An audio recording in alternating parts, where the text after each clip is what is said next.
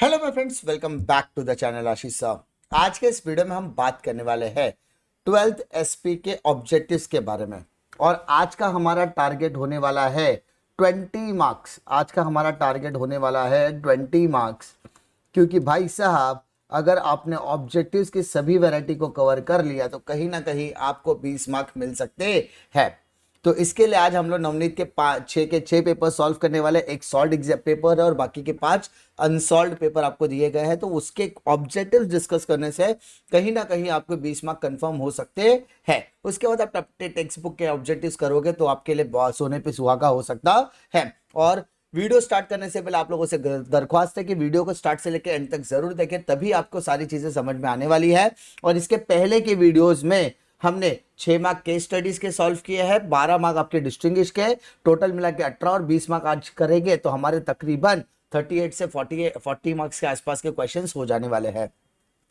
तो without wasting the time we are going to start with the objectives. क्या दिया जरा देखिए। क्वेश्चन नंबर 1 है, select the correct answer from the following option, rewrite the statement. Sum of all dash is a gross working capital. तो my dear यहाँ पर सही option होने वाला है आपका current asset.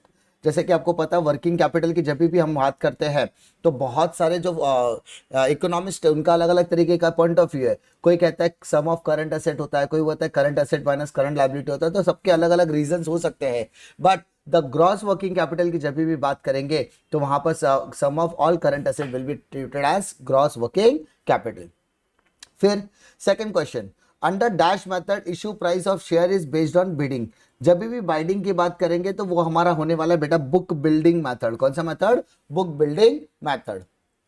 Third question, charge on asset is to be created when a company issues, यानी अगर कंपनी के किसी भी असेट्स के ऊपर हम अधिकार जमा सकते हैं वो कहां पर पॉसिबल होता है। तो माय डियर अनसिक्योर्ड की तो बात ही नहीं है, क्योंकि कंपनी अगर हमसे किसी तरीके का डिपॉजिट या डिबेंचर एक्सेप्ट करता है और बदले में अपने पास कुछ तो गिरवी रखेगा, तो गिरवी रखने के बाद अगर उसने पैसा लौटाया नहीं तो हम उसके वो असेट्स को बेचकर अपने पैसा वसूल कर सकते हैं। तो it is only possible when the secure debentures या सिक्योर डिपॉजिट दिया होगा तब। Next question, dividend amount should be transferred in a separate bank account with in how many days from your declaration. Dividend का amount कितने दिनों के अंदर आपको सेपरेट अकाउंट में ट्रांसफर करना होता है। तो कल हमने यहाँ पर जो डिस्टिंग्विश किया था या जो शॉर्ट आंसर्स किए थे या लॉन्ग आंसर्स किया केस स्टडीज किए थे उसमें यहाँ पर क्लियरली मेंशन किया गया था कि 5 दिन। कितने दिन? 5 डेज। उसके बाद next question, money market is a market for lending and borrowing for a fund for dash. जब भी बात करें मनी मार्केट की तो मनी मार्केट किस में डील करता है सर? शॉर्ट ड्यूरेशन टर्म्स में क्या बोलते हैं, काम करता है। अब बात करते हैं हम लोग वन वर्ड की। राइट अ वर्ड और term or a phrase which can substitute each of the following statement. सबसे पहला दिया a document of a title of ownership of share. भाई साहब अपने शेयर खरीदा, बदले में आपको क्या मिल रहा है? टाइटल ऑफ ओनरशिप मिल रहा है, मतलब आपको प्रूफ मिल रहा है। तो उसको हम क्या कहेंगे सर? यहाँ पर आप कहोगे उसको शेयर सर्टिफिकेट कहोगे। क्या कहोगे बेटा इसको? Share certificate. ठीक है, चलिए नेक्स्ट बात करते हैं। Type of debentures on which company has to create charge on it asset. मैंने जस्ट आपको बताया कि अगर आप अपने असेट्स के ऊपर दावा बोल सकते तो वो कहां पर पॉसिबल है सर? वो पॉसिबल है सिक्योर्ड में। कौन सी कंडीशन में? सिक्योर्ड में पॉसिबल है। बट यहाँ पर डिबेंचर बोला है तो यहाँ पर आंसर में भी डिबेंचर लिखा जाएगा, मतलब secured debentures. Third, this process convert security into electronic form from physical form, मतलब फिजिकल से इलेक्ट्रॉनिक फॉर्म में कन्वर्ट करने के प्रोसेस को क्या कहते हैं? तो सर आपने बताया था डीमटेरियलाइजेशन। डीमटेरियलाइजेशन, कोई दिक्कत नहीं sir. Next, dividend declare between two AGM. दो एजीएम के बीच में जो डिविडेंड डिक्लेयर किया जाता है उसको कहते हैं इंटरिम डिविडेंड। देखो माय डियर आपको कितना बेनिफिट मिल रहा है, अगर आपने डिस्टिंग्विश वगैरह किया है तो आपको कितना फायदा मिल रहा है। देखो, a specific place where trading of securities arrange in an organize method, यानी ऐसी जगह जहां पर हम सिक्योरिटीज को खरीद सकते हैं और बेच सकते हैं। ट्रेडिंग मतलब buying and selling of security. तो कल हमने डिस्कस किया था this the place is known as stock exchange sir, जिसे हम स्टॉक मार्केट भी कहते हैं। यस माय डियर, इसको स्टॉक मार्केट भी कहा जाता है। डिफिकल्टी नहीं sir. State whether whether the following statements are true और फॉल्स। अभी आपको ट्रू फॉल्स बताना है। A firm with a large scale operation will require more working capital. Sir सही बात है, जो बिजनेस जितना बड़ा होगा उसको उतना वर्किंग कैपिटल की जरूरत है, जो बिजनेस जितना छोटा होगा उसको उतनी वर्किंग कैपिटल की जरूरत पड़ेगी। Debenture have no voting right. Sir बात तो एकदम सही है, 100 आना सच है, क्योंकि इनको वोटिंग राइट मिलता नहीं है except the matter of debentures. Debentures are never redeem by the company. False. Debentures को आपको रिडीम करना ही पड़ता है, बिकॉज क्वेश्चन आपने को इरेडिमेबल जो डिबेंचर होते हैं ना उसके ऊपर पूरी तरीके से प्रतिबंध लगा दिया गया है। Dividend once declare can not be revoked. एक बार आपने डिक्लेयर कर दिया तो आप उसको पीछे नहीं कर सकते। The answer is true, yes. एक बार आपने कंपनी में अगर आपके जबान से तीर निकल गया तो उसको आप रिवोक नहीं कर सकते। Primary market is also known as new issue market. Primary market को आप न्यू इश्यू मार्केट भी कहते हो। सर एकदम सही बात है, 100 आना सच बात है कि प्राइमरी मार्केट को हम नए इश्यू मार्केट भी कहते हैं।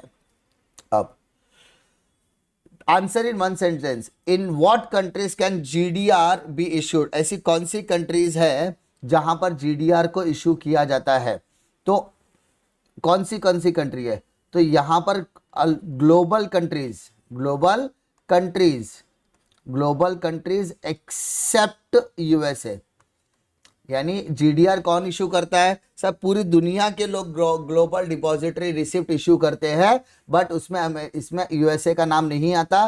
क्यों सर इसका यूएसए का नाम नहीं आता? क्योंकि उनका अलग से एक खुद का होता है अमेरिकन डिपॉजिटरी रिसिप्ट, खुद का उनका होता है। इसलिए जीडीआर पूरी दुनिया इशू करती है एक्सेप्ट अमेरिका, बिकॉज अमेरिका का खुद का डिपॉजिटरी रिसिप्ट होता है। What is mean by private placement? सब प्राइवेट प्लेसमेंट क्या होता है? प्राइवेट प्लेसमेंट का मतलब होता है जब हम किसी भी तरीके की सिक्योरिटी पब्लिक में इशू नहीं करते, when the security is not issue to the public. General public को जब हम लोग प्लेसमेंट नहीं देते और यहां पर हम प्राइवेट प्लेसमेंट करते हैं, तो प्राइवेट प्लेसमेंट मतलब किसको? तो सब private placement to friends, relatives. Private placement to friends, relatives, friend को, रिलेटिव्स को या फैमिली मेंबर को जब हम लोग प्लेसमेंट देते हैं, यानी हम लोग आपस में ही अपने पैसे को क्या कर रहे हैं? कलेक्ट कर रहे हैं, तो ऐसे प्लेसमेंट को आप कहते हो प्राइवेट प्लेसमेंट। इतनी बातें समझ में आ गई क्या? यस सर, इसमें कोई दिक्कत नहीं है। नेक्स्ट क्वेश्चन दिया, which company can accept deposit from public. यानी ऐसी कौन सी कंपनी होती है जिसको हम डिपॉजिट एक्सेप्ट कर सकते हैं, वो भी पब्लिक से? तो इस कंपनी का नाम है एलिजिबल पब्लिक कंपनी। नाम क्या है sir? Eligible public company can issue deposit, can accept deposit from the public. At which meeting interim dividend declare and decided and declare. कौन सी ऐसी मीटिंग होती है जहां पर हम इंटरिम डिविडेंड को डिक्लेयर कर सकते हैं? तो सर यहां पर बोर्ड मीटिंग आ जाएगी। Sir when we are talking about board meeting, तो सर इसको बोर्ड ऑफ डायरेक्टर्स लीड करते हैं। ऑब्वियसली सर बोर्ड मीटिंग मतलब बोर्ड ऑफ डायरेक्टर्स की मीटिंग में ये डिसाइड होता है कि हमें इंटरिम डिविडेंड डिक्लेयर करना है या नहीं करना है। What is stock exchange? Sir stock exchange ऐसा मार्केट होता है, stock exchange is a place where buying और सेलिंग, जिसको हम लोग ट्रेडिंग कह सकते हैं, trading of securities, trading of securities. अब ट्रेडिंग ऑफ सिक्योरिटीज की बात जब हम करते हैं तो वहां पर कौन कौन से जाते हैं? शेयर्स, डिबेंचर्स, उसके अलावा डिपॉजिट्स वगैरह की यहां पर हम लोग बात करते हैं। तो stock exchange is a place where trading of securities takes place, जहां पर ये सारी चीजें होती है, इसको हम लोग कहते हैं स्टॉक एक्सचेंज। आई होप आपको इसमें कोई दिक्कत नहीं आएगी। Now we are to going talk about the model practice paper 1, जहां पर सबसे पहला क्वेश्चन दिया है, select the correct answer from the following options and rewrite the sentence. आपको सेंटेंस को यहाँ पर वापस से लिखना है, इस बातों का आपको ध्यान यहाँ पर रखना पड़ेगा। चलिए क्या बोलता है कि the investor who are ready to take risk, जो रिस्क लेने के लिए रेडी है वो कहां पर शेयर इन्वेस्टमेंट करेगा? तो कल भी हमने डिस्कस किया था, वो इक्विटी शेयर्स में डील करेगा। Dash is a proof of title of shares, यानी अगर आपने शेयर्स खरीदा तो आपके पास क्या प्रूफ है? तो सर हमारे पास शेयर सर्टिफिकेट एक प्रूफ हो सकता है। Eligible public company and government company can collect deposit from. Eligible public company कहां से डिपॉजिट कलेक्ट कर सकती है? तो एलिजिबल पब्लिक कंपनी और गवर्नमेंट कंपनी कहां से पब्लिक से डिपॉजिट कलेक्ट कर सकती है। Next, public deposits are accepted to meet the requirement of dash capital. My dear, public deposit से, अगर हम लोग पब्लिक डिपॉजिट से पैसा कलेक्ट कर रहे हैं तो ये कहीं ना कहीं हमारे लिए शॉर्ट टर्म या मीडियम टर्म फंडिंग हो सकती है। यस सर, तो इसका मतलब हम ये शॉर्ट और मीडियम टर्म का इस्तेमाल वर्किंग कैपिटल के लिए करते हैं। Next question, the practice of buying and selling with in the same trading day before the close of the market on the day is called. यानी माय डियर, जब आप एक ही दिन के अंदर बाइंग और एक ही दिन के अंदर सेलिंग, यानी जो आपने सुबह खरीदा 9:15 पे जो शेयर खरीद रहे हो, मार्केट क्लोज होने से पहले 3:30 बजे के पहले आप वही शेयर को बेचना चाहते हो, क्लोज होने से पहले मार्केट को बेचना चाहते हो, तो उसको बोलते हैं इंट्राडे ट्रेडिंग। इंट्राडे मतलब दिन के अंदर, इसको बोलते हैं डे ट्रेडिंग। क्या बोलते हैं बेटा? Day trading. Yes sir. State whether the following statements are true और फॉल्स, सही है या गलत है। Equity share capital is known as venture capital. Yes sir, it is true. Equity share capital को वेंचर कैपिटल भी कहा जाता है। Company can not issue non convertible debenture. अरे क्यों सर, क्यों कंपनी नॉन कन्वर्टेबल डिबेंचर को इश्यू नहीं कर सकती? क्या नहीं कर सकते? कैन नॉट इश्यू, सर कर सकती है, तो इधर statement is false. India has a multi depository system. Yes sir, क्योंकि यहाँ पर दो तरीके के स्टॉक एक्सचेंज काम करते हैं, national stock exchange, Bombay stock exchange, और उसके अलावा जो डिपॉजिटरी सिस्टम है वो भी डिफरेंट है, NSDL और CDSL है। ठीक है। Dividend can not be paid out of capital. Dividend हम क्या कर सकते हैं? कैपिटल के से नहीं पे कर सकते। सर सही बात है, डिविडेंड आपको पे करना है तो करंट ईयर के प्रॉफिट से, और अगर आप फाइनल डिविडेंड पे करना चाहते हो तो आप रिजर्व से भी पे कर सकते हो। Bombay stock exchange is the oldest stock exchange in India. Sir सही बात है, it is the oldest stock exchange in India. Now come to next question, answer in one sentence. पहला दिया what is corporate finance. My dear, what is corporate finance? Sir corporate finance का मतलब क्या होता है? A corporate finance implies the, corporate finance क्या होता है सर? जहां पर हम फाइनेंस को क्या कर सकते हैं सर? रेज कर सकते हैं, फाइनेंस को रेज कर सकते हैं, और हमारी उस फाइनेंस को रेज करने के बाद हम अपनी फाइनेंशियल एक्टिविटीज को यानी जो बिजनेस होता है, बिजनेस की फाइनेंशियल एक्टिविटीज को अडॉप्ट करने के बाद हम उसे क्या करते हैं? इन्वेस्टमेंट पर्पस के लिए इस्तेमाल करते हैं। यानी इन शॉर्ट कहा जाए तो हम कहां से पैसा जमा करेंगे, दैट आर दी वो सोर्सेज ऑफ फंड्स, और इस पैसे को कहां पर इस्तेमाल करना, उसको बोलते हैं एप्लीकेशन ऑफ फंड। तो ये दोनों चीजों पर बातें कौन करता है सर? कॉर्पोरेट फाइनेंस इन दोनों चीजों पर बातें करता है। आई होप इसमें आपको कोई दिक्कत नहीं होगी। Next, who are the debenture holder. Debenture holder कौन होते हैं सर? डिबेंचर होल्डर जो होते हैं ना कंपनी के, क्या होता है? क्रेडिटर्स होते हैं। Debenture holder are the creditors of the company. Which form is enclosed along with the letter of redemption of debentures. यानी अगर अगर अगर आप अपने डिबेंचर्स के अमाउंट को रिडीम करना चाहते हो तो आपको कौन सा फॉर्म दिया जाता है? तो माय डियर, यहां पर आपको दिया जाएगा डिबेंचर रिडम्पशन फॉर्म। क्या दिया जाएगा सर? डिबेंचर रिडम्पशन फॉर्म आपको दिया जाता है। अगर आप डिबेंचर के पैसे को रिडीम्ड करना चाहते हो, सर रिडम्पशन का मतलब होता है रीपेमेंट, यानी आप अपने पैसे को वापस पाना चाहते हो, तो यहां पर आपको डिबेंचर रिडम्पशन फॉर्म भरकर देना होगा, तभी आपका पैसा आपके खाते तक वापस आएगा। State the time within which unpaid dividend transfer to unpaid dividend account. कब? तो कल याद होगा हमने केस स्टडी किया था, तो केस स्टडी में ये बताया गया था कि सर डिविडेंड डिक्लेयर करने के बाद 30 डेज के अंदर आप क्या कर सकते हो? अपने पैसे को अनपेड डिविडेंड अकाउंट में डाल सकते हो, लेकिन यहाँ पर 30 दिन में डिक्लेयर करना है। अगर कोई 30 दिन में रिप्लाई नहीं करता तो आपको 7 दिन का विंडो पीरियड यानी वेटिंग पीरियड रखना है। यानी ओवरऑल अगर देखा जाए तो आपको 37 डेज का टाइम यहाँ पर दिया जाता है आपके पैसे को अनपेड डिविडेंड अकाउंट में ट्रांसफर करने के लिए। ठीक है। Next, what is certificate of deposit. Sir certificate of deposit क्या होता है? सर सर्टिफिकेट ऑफ डिपॉजिट का मतलब होता है certificate for the receipt of the fund deposited in a bank for a fix period at a specific rate of interest. यानी certificate of deposit बताता है कि पब्लिक ने अपना पैसा क्या किया? डिपॉजिट किया हुआ है। For what? For a specific period of a time at a specific rate of interest. ये दो चीजों पर यहां पर बातचीत की जाती है। आई होप आपको इसमें कोई दिक्कत नहीं होगी। Now come to next question, that is correct the underline words और रीराइट द फॉलोइंग सेंटेंस। अब यहाँ पर जो भी अंडरलाइन वर्ड दिया गया ना उसका खाली कुछ पार्ट चेंज करने, जो अंडरलाइन है ना उसका इन्वर्स कर देना है।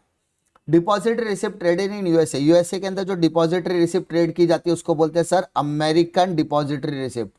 यानी आपको करना क्या है पता है, आपको पूरा सेंटेंस एज इट इज लिखना, खाली यहाँ पे ग्लोबल की जगह पे अमेरिकन आ जाएगा, अमेरिकन डिपॉजिटरी रिसिप्ट आ जाएगी, और आपको सेंटेंस एज इट इज लिखकर सिर्फ अमेरिकन डिपॉजिटरी रिसिप्ट के नीचे अंडरलाइन करना है।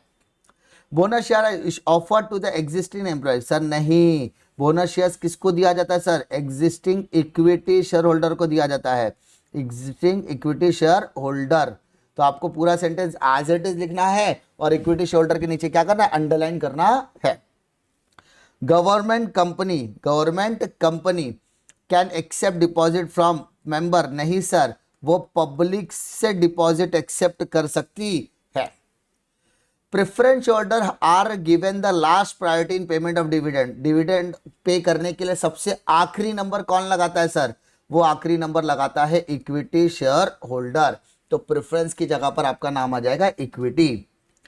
Company sell fresh share for the first time, पहली बार अगर मार्केट में आपने शेयर इशू किया है तो आप कौन से मार्केट में ट्रेड कर रहे हो, इसका मतलब सर हम प्राइमरी मार्केट में ट्रेड कर रहे हैं। मतलब सेंटेंस आपको एज इट इज लिखना है और वहां पर सिर्फ आपको प्राइमरी मार्केट के अंदर अंडरलाइन करना है। ठीक है, ये सबसे इजी वैरायटी में से एक होता है। Now move to next paper. Now come to model practice paper 2, second practice paper की हम लोग बातें कर रहे हैं। चलो यहां पर भी क्या दिया, सबसे पहले यही, select the correct answer from the option dash related to money and money management. भाई साहब फाइनेंस पैसा और पैसे मैनेजमेंट से जुड़ा हुआ होता है। In dash shares of a company are offered for the public for the first time, पहली बार जब पब्लिक को शेयर इश्यू किया जाता है उसको कहते हैं इनिशियल पब्लिक ऑफर। क्या कहा जाता है उसको, initial public offer. Deposit is a type of, मैंने बताया डिपॉजिट आप शॉर्ट टर्म लोन के तरह इस्तेमाल करते हो। A company can not accept deposit for more than dash month 36 months. Deposit का मिनिमम टाइम पीरियड क्या है सर, 6 मंथ्स, और मैक्सिमम टाइम पीरियड कितना, 36 महीने का। A financial market is a market in which people trade dash and derivate the low transaction cost. भाई साहब यहां पर फाइनेंशियल मार्केट में फाइनेंशियल सिक्योरिटीज में डील करते हो। यस सर, कोई दिक्कत इसमें नहीं है। Now match the pair. अब यहां पर आपको करना क्या है, प्रेफरेंस शेयर होल्डर कौन होता है, तो my dear preference share holder वो शेयर होल्डर होता है जो कॉशियस होता है। कॉशियस मतलब क्या, जिसको स्टेडी इनकम चाहिए, जिसको क्या चाहिए, स्टेडी इनकम चाहिए विथ सिक्योरिटी, मतलब उसका पैसा डूबना नहीं चाहिए, जो लेस रिस्क लेना चाहता है उसको हम लोग कॉशियस इन्वेस्टर कहते हैं। तो यहां पर एक आंसर आ जाएगा 7 वाला पार्ट। ठीक है, डिबेंचर होल्डर कौन होता है सर, डिबेंचर होल्डर वो बंदा होता है जो कंपनी को क्या देता है, अपने डिबेंचर्स के थ्रू पैसा, यानी कंपनी को पैसा देकर वो डिबेंचर लेता है, जिसे किसी भी तरीके का वोटिंग राइट नहीं मिलता। डिबेंचर होल्डर को किसी भी तरीके का वोटिंग राइट नहीं मिलता। Now who is the depository, depository sir कौन होता है, depository is the custodian of security in electronic form. आपने जहां पर अकाउंट बोलते हैं ना, डीमेट अकाउंट खुलवाया है, वो डीमेट अकाउंट में आपके शेयर्स ट्रेड किए जाते हैं, तो लेकिन आपको वो इलेक्ट्रॉनिक फॉर्म में होते हैं। वो इलेक्ट्रॉनिक फॉर्म कहाँ होता है, डिपॉजिटरी के पास। नाउ इंटरेस्ट, इंटरेस्ट आप किसको, अब यहां पर बात करते हैं इंटरेस्ट की हम बात कर रहे हैं, तो sir interest is obligatory to pay, यानी आपको पे करना ही पड़ेगा, चाहे आपको प्रॉफिट हो चाहे आपको लॉस हो, आपको इंटरेस्ट दोनों ही कंडीशन में देना पड़ता है। फिर लास्ट प्राइमरी मार्केट। सब प्राइमरी मार्केट क्या होता है, प्राइमरी मार्केट वो मार्केट होता है जिसमें पहली बार शेयर को क्या किया जाता है, इशू किया जाता है। आई होप इसमें आपको कोई दिक्कत नहीं आएगी। अब बात करते हैं complete the sentence, complete the sentence. सबसे पहला, initial planning of a capital requirement is made by, भाई साहब कंपनी जब शुरू हो रही है तो उस कंपनी की शुरुआत में जो सबसे पहली प्लानिंग कौन करता है, तो सर पहली प्लानिंग करने का जो पहला अधिकार है वो कंपनी के प्रमोटर्स का होता है। किसका होता है, कंपनी के प्रमोटर्स। यहां पर आप प्रमोटर लिखोगे तो भी चलेगा या कंपनीज प्रमोटर लिखोगे तो भी चलेगा, दोनों ही करेक्ट माना जाएगा। रिटर्न ऑन इन्वेस्टमेंट और डिबेंचर, डिबेंचर्स को बदले में क्या मिलता है, डिबेंचर्स को बदले में सर इंटरेस्ट मिलता है। ठीक है, yes sir. Debenture holder is the creditor of the company. Debenture holder बदले में इंटरेस्ट लेता है, तो इंटरेस्ट लेने वाले बंदे को हम क्या कहते हैं सर? क्रेडिटर कहते हैं। The meeting in which final dividend is approved is called as. Sir ऐसी कौन सी मीटिंग है जिसमें फाइनल डिविडेंड को अप्रूव किया जाता है? सर उसको कहते हैं annual general meeting. Annual general meeting कहा जाता है।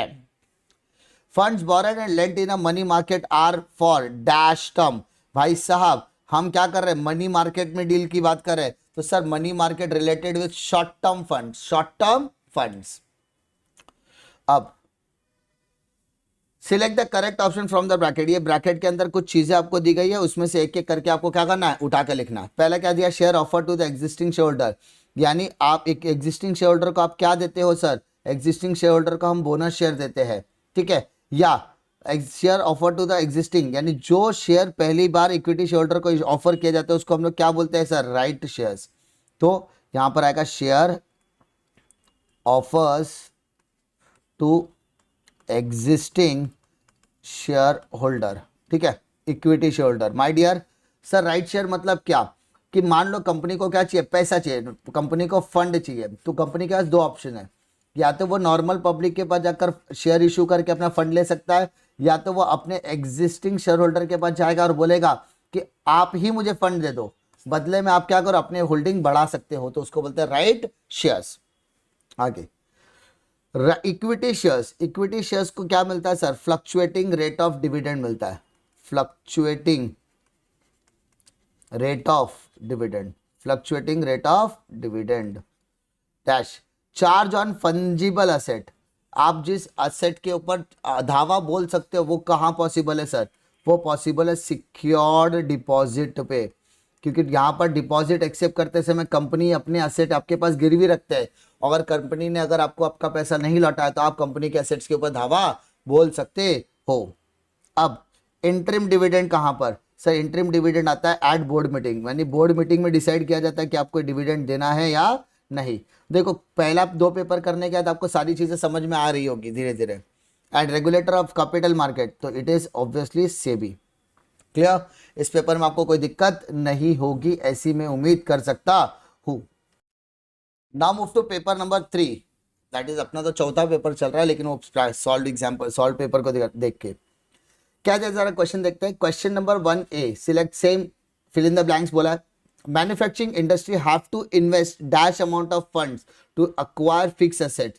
भाई साहब फिक्स असेट खरीदने के लिए मैन्युफैक्चरिंग इंडस्ट्री को ह्यूज अमाउंट देना पड़ेगा। मैन्युफैक्चरिंग इंडस्ट्री मतलब जहां पर प्रोडक्शन का काम बहुत तेजी से होता है, तो जब बड़ी बड़ी मशीनरीज होगी तो उनको बड़ा प्रोडक्शन करने का मौका मिल सकता है, तो बड़े मशीन के लिए बड़े कैपिटल की जरूरत लगती है, इसलिए यहाँ पे huge amount of fix assets आ सकता है। Dash refer to capital made up of equity and preference shares, यानी इक्विटी और प्रेफरेंस दोनों को कंबाइन करके क्या बनता है? Share capital. Dash third A, dash company can accept deposit from public not exceeding 35% of its paid up capital and free reserve, यानी ऐसी कौन सी कंपनी होती है जो पब्लिक से डिपॉजिट एक्सेप्ट कर सकती है but not more than 35% of capital and free reserve? तो ऐसी कौन सी कंपनी होती है सर? ऐसी कंपनी को कहा जाता है government company. Deposit provide dash capital to the company. Deposit short term कितनी बार आएगा भाई ये question? Dash is the first stock exchange to be recognised by Indian government under security contract act.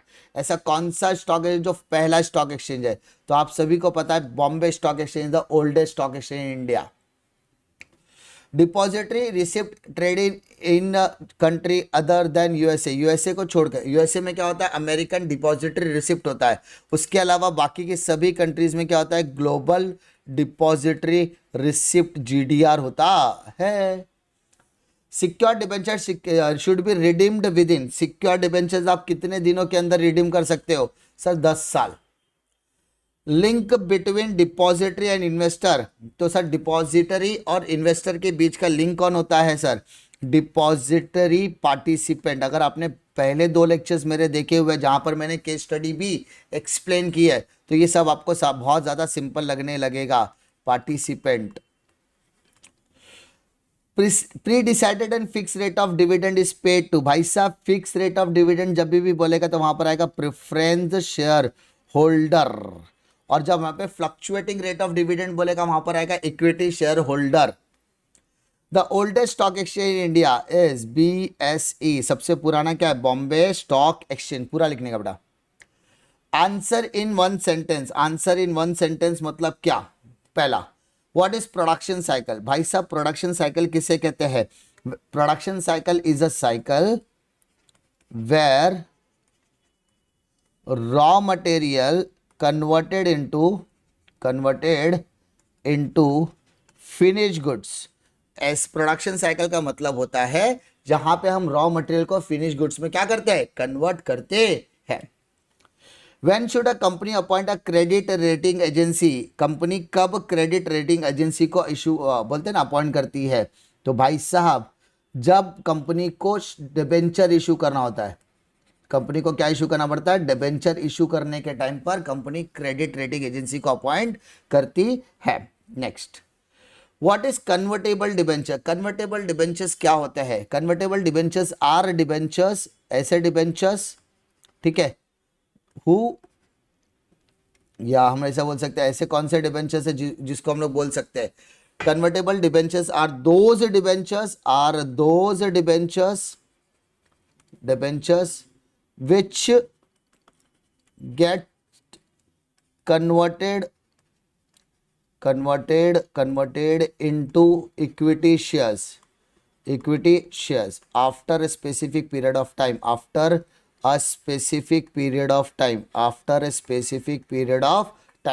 ठीक है। Who declare interim dividend, भाई साहब BOD, board of director declare interim dividend। Next, what is new issue market, मतलब जब market, new issue market को हम लोग क्या कहते हैं सर, प्राइमरी मार्केट भी कहते हैं, मतलब इट इज अ मार्केट जहां पर सिक्योरिटीज फर्स्ट टाइम इशू की जाती है बेटा, ठीक है। New issue market is a market where the securities like shares, debenture, deposit issued for the first time. Next, correct the underline words and rewrite. Retain earning is external, तो external का उल्टा हो जाएगा सर इंटरनल, नॉर्मली ये opposite ही आता है। Under fix price issue में आता है the price of share is fixed through bidding process, तो भाई साहब फिक्स प्राइस की जगह पर यहाँ पर आएगा बुक बिल्डिंग मेथड। सर क्योंकि यहाँ पे फिक्स बाइडिंग मेथड बोला है, बाइडिंग तो आपको पता है floor price and cap price वैसा। Deposit receipt is issued within 7 days from the date of receipt of deposit, तो भाई साहब आपने सर बताया था कि ये 27 days नहीं होता, ये 21 days होता है। Yes. Dividend must be paid with in 60 days from your declaration, नहीं सर आपने 60 तो बिल्कुल नहीं बताया था सर, आपने क्या बताया था, आपने बताया था सर 30 days होता है। Yes. Electronic mode of securities are risky, नहीं सर फिजिकल मतलब अगर मैंने कोई शेयर फिजिकल मोड में रखा तो ही वो सबसे ज्यादा रिस्की माना जाएगा। क्लियर, इसमें कोई दिक्कत है क्या बेटा, सर इसमें कोई दिक्कत हमें नहीं है।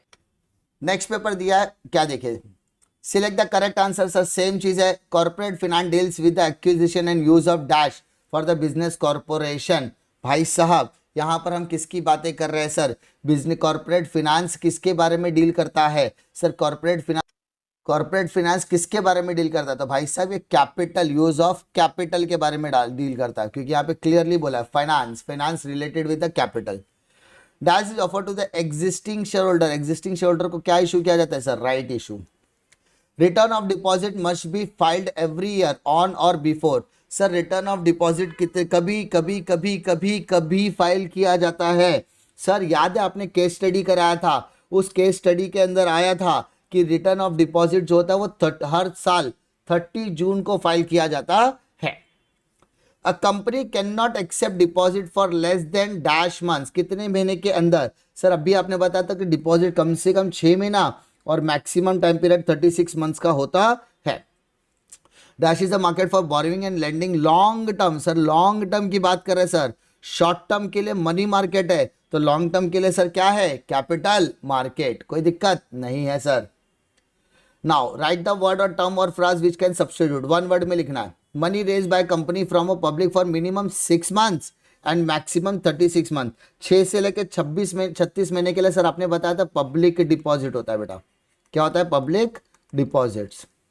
Now period with in which debenture certificate must be issued by the company, यानी अगर आपने डिबेंचर के थ्रू पैसा लिया है तो डिबेंचर सर्टिफिकेट आपको कब देना है? तो सर यहाँ पर टोटल पीरियड आपका आएगा 6 मंथ्स का टाइम पीरियड आएगा। कितना आएगा? 6 मंथ्स। कब? From the date of allotment, यानी जब आपने उसको अलॉटमेंट ऑफ डिबेंचर दिया है तब। The organisation which hold the securities in electronic form, इसको बोलते हैं बेटा डिपॉजिटरी। जो इलेक्ट्रॉनिक फॉर्म में मेंटेन करके रखता है उसको बोलते हैं डिपॉजिटरीज या depository. Return on investment paid to the equity share holder at the, तो सर डिविडेंड मिलता है शेयर होल्डर को, बदले में क्या मिलता है? Dividend. A market with exhaust exclusively deals with the new issue of, तो सर ऐसा कौन सा मार्केट है जो सिर्फ और सिर्फ नए शेयर पर डील करता है? तो उसको बोलते हैं sir primary market. Yes sir, इसमें कोई दिक्कत नहीं है। Correct the underline word, correct the underline word, क्या दिया है सर अंडरलाइन वर्ड में? जरा बात करते हैं। Finance is needed to pay dividend to the, sir debenture holder को डिविडेंड नहीं मिलता है सर, उसको मिलता है इंटरेस्ट। वेरी गुड बेटा। Secure debentures must be redeem within 10 years from the date of its issued. Secure debenture का मिनिमम टाइम पीरियड 10 साल का होता है।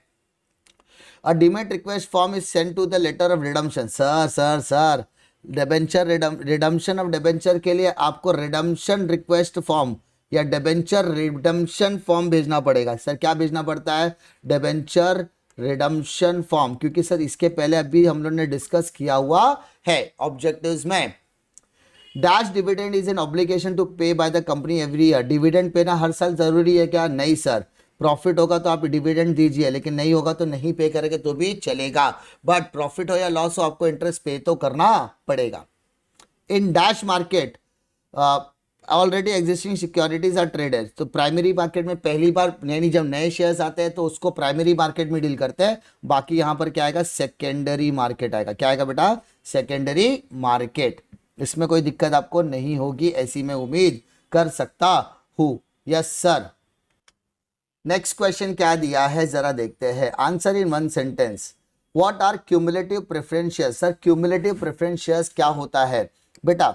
क्यूमुलेटिव प्रेफरेंस शेयर्स का मतलब क्या होता है? जब कंपनी आपको जिस साल डिविडेंड पेड नहीं करती, डिविडेंड पेड नहीं, कंपनी जब आपको कोई डिविडेंड पेड नहीं करती तो वो डिविडेंड का अमाउंट आपका ईयर टू ईयर क्या होता है? एक्यूमुलेट होता जाता है। ईयर टू ईयर क्या होता है? एक्यूमुलेट होता जाता है।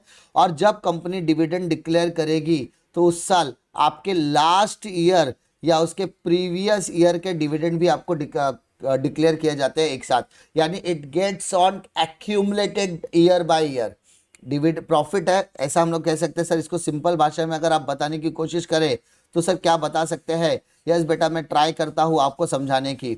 मानो कंपनी को प्रॉफिट हुआ, मान लो कंपनी को प्रॉफिट हुआ, कैसे हुआ सर? देखिए, मानो कंपनी ने 2018 में प्रॉफिट हुआ, डिविडेंड डिक्लेयर किया। 2019 में उनको लॉस हुआ, उन्होंने डिविडेंड डिक्लेयर नहीं किया। 2020 में उनको लॉस हुआ, उन्होंने डिविडेंड डिक्लेयर नहीं किया। अब वो 2021 में वो उनको प्रॉफिट हुआ तो इसमें डिविडेंड डिक्लेयर करेंगे।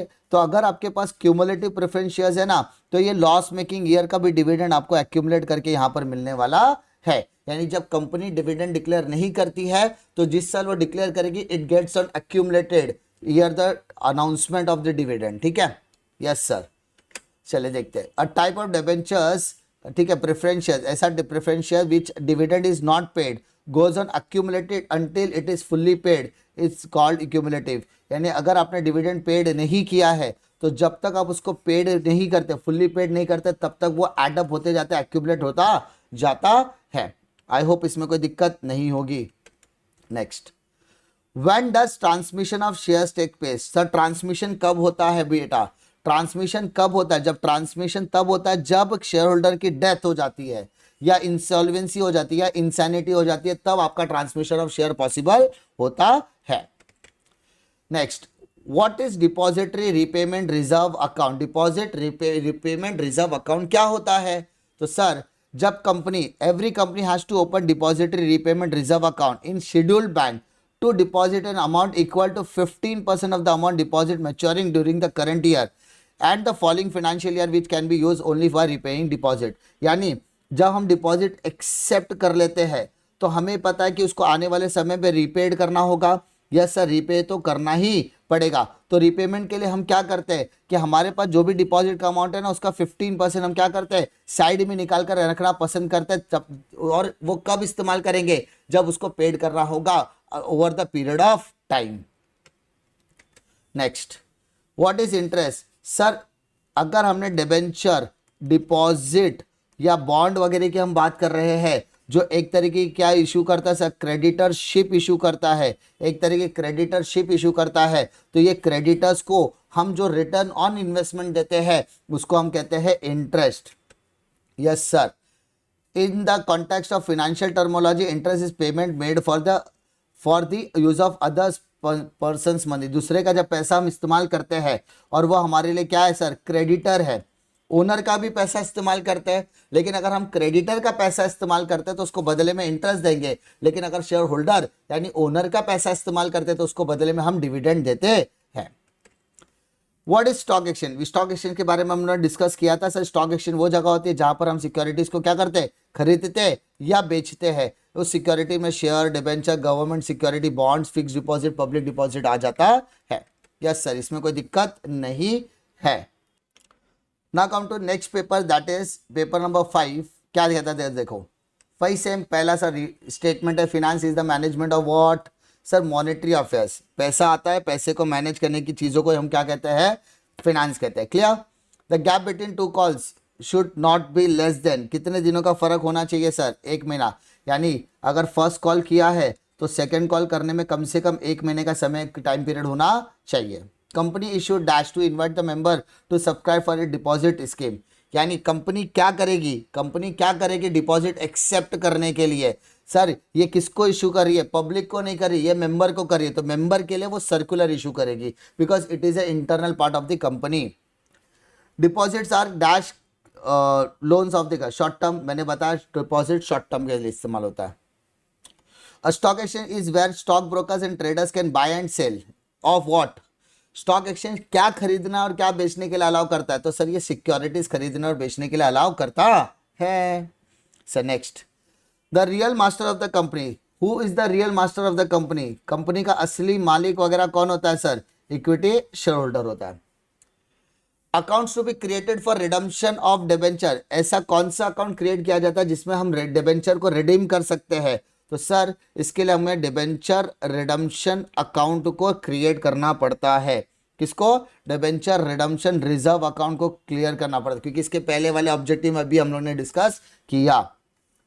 This system allow faster and easier transfer of security. तुरंत पैसा ट्रांसफर होना चाहिए, तो सर वो कौन सा सिस्टम है, वो है डिपॉजिटरी सिस्टम। कौन सा सिस्टम, डिपॉजिटरी सिस्टम।